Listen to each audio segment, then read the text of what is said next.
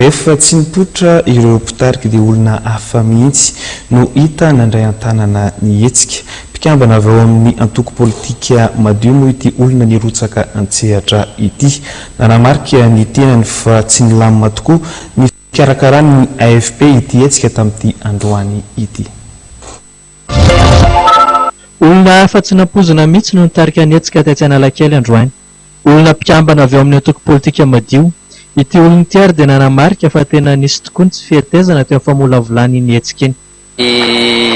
Hitantsika teo aloha dia hoe fimpitany filaminana. Mbola santsika amin'ny resaka mbola santsika ny joro. Mbola hitohy ny hetsika fa tsy hoe indray mandeha akory hoe hamantafaty dia andeha fisotro be. Fa tsy maintsy hiezaka isika hanao ny organisation rehetra farany izay matanjaka indrindra ary hanaintana avoaka malagasy mpiray tanindrazana hitsangana hijoro hanohitra amin'ireo vahiny izay efa mangorona ny tany sy ny alim-pirenena ary ireo azo feamina izay. Ny mpitarika dia efa teo daholo ny mpitarika rehetrarehetra.